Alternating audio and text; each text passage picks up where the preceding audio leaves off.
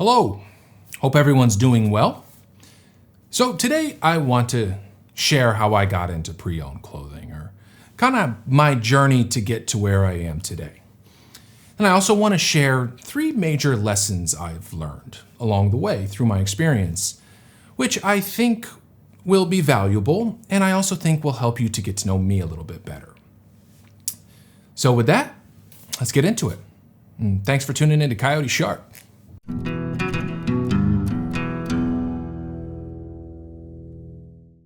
So let's start from the beginning. So growing up, I had a pretty unremarkable relationship with clothing. I admired the nicer stuff, but I didn't care that much about it and didn't exactly have the means to acquire it. So, I shopped at Old Navy and Gap and eventually J. Crew and Banana Republic and TJ Maxx and Marshalls. Pretty standard, just middle class American stores that the average person shops at. But then I graduated college and stepped into a career that paid pretty decent. And for the first time in my life, I had some disposable income. And with that disposable income, I did what a lot of people do, is I went and bought some nice clothes. And it coincided with the rise of heritage clothing. Heritage.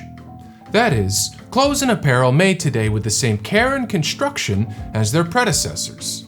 More specifically, clothes with a story or something that turned a humble shirt, bag, shoe into a fashion icon. Basically what the stereotypical hipster wears.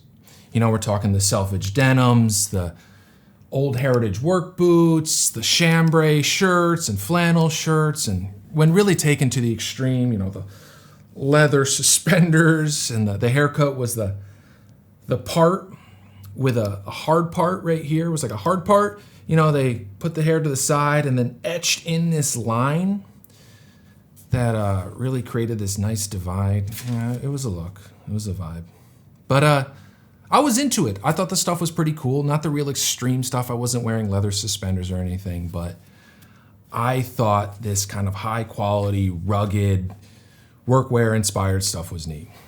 And I remember the first piece of heritage clothing I bought was this black cotton twill or canvas, I can't quite remember, overshirt from Iron and Resin. And I think it was maybe $120, which was a big deal for me to spend back then. $120 on a shirt, that's a lot. That better be a pretty nice shirt. Well, in my eyes, it was a really nice shirt. I had never worn something that just felt so nice, that just had this heavy material to it, and you put it on, you're like, oh, I feel good in this thing. And I was kind of hooked. And I started buying more stuff. I bought selvedge jeans. I bought a pair of Wolverine 1,000 Mile boots. I've sold those, but I do have these that I bought, which are the Danners. Love these, but it was a big deal for me back then to spend, it still is a big deal to spend, $400 on a pair of boots. But, I love these. These are so cool. I really enjoy them. And I really got a taste for what nice, high-quality clothing felt like. But then my life took a bit of a left turn, and I got into some creative work that didn't really pay at all. So there was no more disposable income to spend on nice, high-quality clothing. So I didn't. But then a couple years down the line, I was pretty tight on cash. And I didn't want to get a regular job because I didn't want the time constraints of having to be somewhere at a certain time. And if you wanted to get off work, you had to find someone to cover your shift and this, that, and the other thing. So I was looking for a side hustle. I feel like this was right at the time when the side hustle became such a significant cultural buzzword. And one day, I can remember it clearly, I was looking around my room, wondering what I could do, and I spotted a couple J. Crew shirts that I hadn't worn in a while, and I was like, I wonder if I can sell these. So I threw them on the internet, and sure enough, I sold them for like $15 a piece or something like that. And I was like, oh, that's pretty cool. That was cool. That felt nice. And there just happened to be a Goodwill down the street. And I decided to go check out what was in the Goodwill and see if they had some more J. Crew shirts that I could sell for $15. And sure enough, they did. And I bought them for $5 and sold them for $15. And whew, that was great. But it started my journey into being in the clothing business or in the clothing world. And it snowballed from there. And I started learning about all sorts of different brands and studying all the different tags and going through and looking up, oh, what is this thing worth? And then I was driving to all sorts of different thrift stores all around, and it became a thing for me. Hold up a second. We got a siren outside. All right. Where was I? Oh, back to the thrifting thing.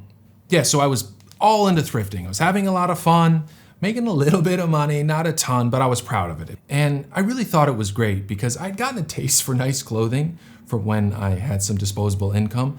And now I was able to acquire more nice clothing even though I didn't really have the money to do it. Now, I do want to take a second and talk about the morality of thrifting, because I think it's important for us to think about what we're doing and the impacts it has.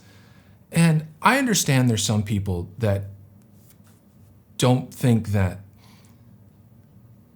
or I should say, I understand there's some people that think that going to a thrift store, which is meant to serve low-income neighborhoods, acquiring stuff to then sell for a profit is ethically questionable.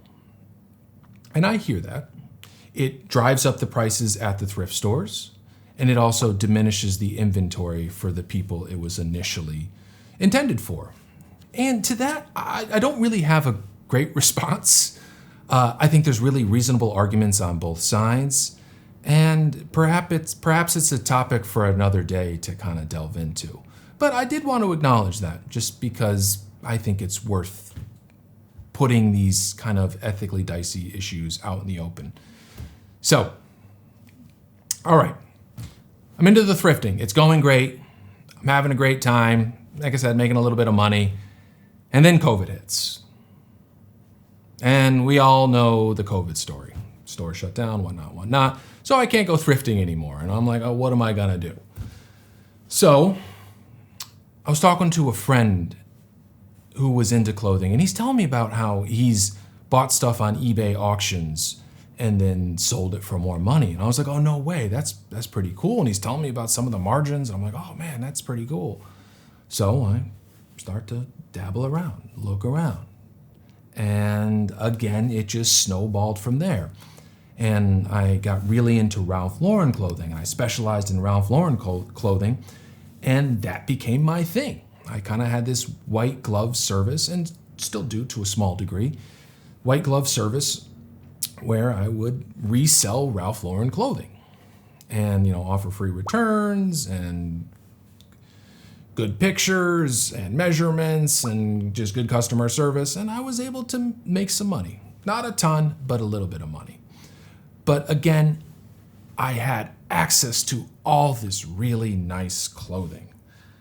I would buy this stuff and I'd be like, this is so cool. This is so nice. I'm padding my wardrobe with this. And that kind of leads us up to where we are here, or, about a year ago when I started this channel with the intent to help people be able to navigate the pre-owned markets and access all of this high quality clothing that has meant so much to me. Or at least that's what this channel is partially dedicated to. So yeah, that's my journey. That's how we got to right here. Now I want to share the 3 big lessons that I have learned through this. Number 1, to successfully buy pre-owned clothes online is not hard, but it does require a clear mind, patience, and common sense. Now, you might be saying to yourself, well, to be successful at anything really requires those 3 disciplines. And I agree with you. And you might be like, oh, that's a bit much applying it to buying pre-owned clothes. And yeah, perhaps. But let me elaborate a little bit. When we're shopping for pre-owned clothes, we're buying something at a discount, generally speaking, unless you're buying really specialized vintage stuff. But oftentimes the scenario kind of goes like this. We're scrolling around, we see a pair of pants or a shirt that retails for $150, and we see one for $40 and it's in our size. And because it's just $40 and it's such a good deal, we're just like, click buy. We're just super trigger happy. And this is me included. I'm not passing judgment on other people. I've learned these lessons the hard way. And then the shirt or the pants arrive and they don't fit. And we're like, what do we do? We can't return them, and they just go get thrown in the corner of the room and they become an eyesore, and you're just so annoyed because it's like, it's only $40. It's not that much money, but it's not a little bit of money. And you just become kind of pissed off and you're like, I should have just bought the pants brand new, and then you just walk away from the whole thing. I feel like that's pretty common. And that's why we have to slow down and be like, hold up, is this shirt gonna even fit me? Or this pair of pants gonna even fit me? And what's my contingency plan for if it doesn't fit me? Can I return it? Is it even worth returning it, given the shipping costs? Am I willing to try and resell it? Is it a low enough cost that if it doesn't fit, I'll just donate it? Can I possibly give it to a family member or a friend? What's going on? We have to slow down and think about these things. Or other times, then I see, and this happens with myself a lot, I'll be like, I'm buying this. And I'll sit down and come hell or high water, I'm buying this thing. I don't know, a sweater, we'll say.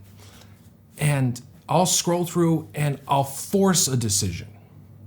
When we have to remember, myself included, that every day there are thousands and thousands of pre-owned clothes posted online. And that if you don't find what you're looking for today, don't force a decision unless you really need the thing for a vacation or something. And still, maybe not a wise idea to force the decision. And go back in a day or two or a week or whatever and see what else popped up. It's worth taking the time to do that. Okay, that's the first lesson. Pretty common sense, but we all make these mistakes and need to be reminded. All right, second lesson.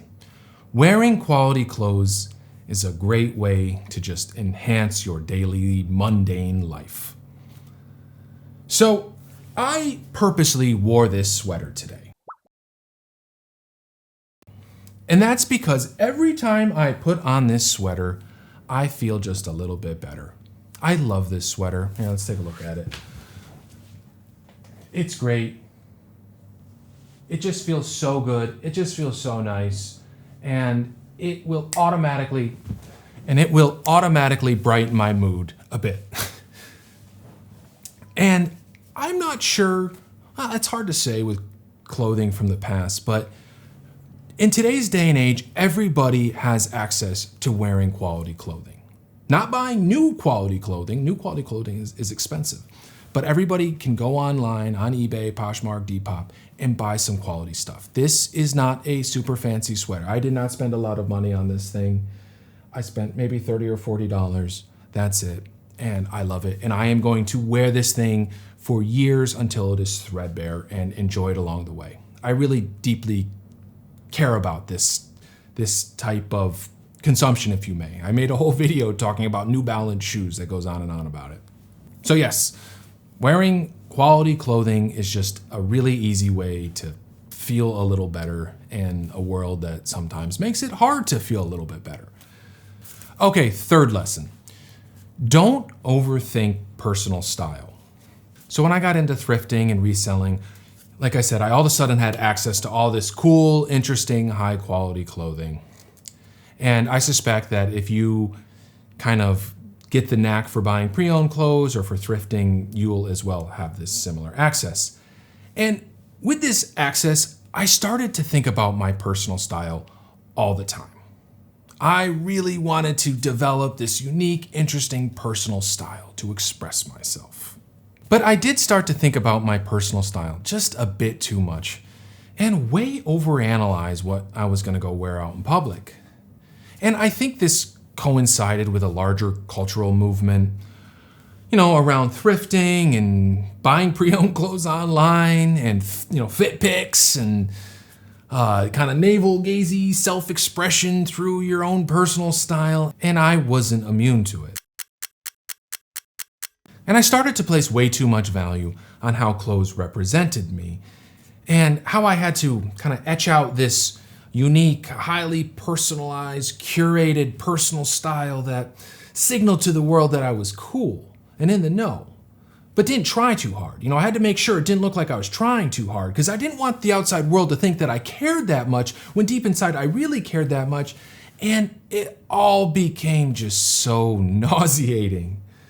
Oh, God. Now, I think developing a personal style is important in a really great form of self-expression. I'm not someone who thinks everyone should just wear a uniform. By no means, by no means.